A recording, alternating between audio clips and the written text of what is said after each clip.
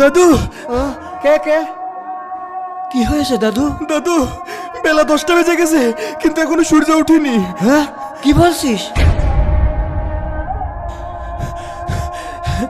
ওই দেখেন। দাদু, তুমি তাড়াতাড়ি কোরআন শরীফটা খুলে বসো। আচ্ছা, ঠিক আছে। আল্লাহ, বিশ্বাস করেন কিয়ামতের আগে একদিন এক রাতের মধ্যে এই কোরআনের সব পাতাগুলো আল্লাহ তুলে নেবেন আসমানে।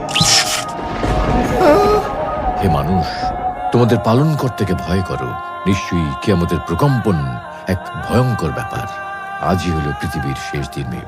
পাপাচারী মানুষেরা হতাশ হয়ে যাবে, কাণ্ডজ্ঞান হারিয়ে দিক বিদিক ছুটতে থাকবে এবং একসময় অজ্ঞান হয়ে মৃত্যুবরণ করবে। আল্লাহ রাব্বুল আলামিন আমাদের সকলকে পৃথিবীর শেষ দিনের ভয়াবহতা থেকে হিফাজত করুন।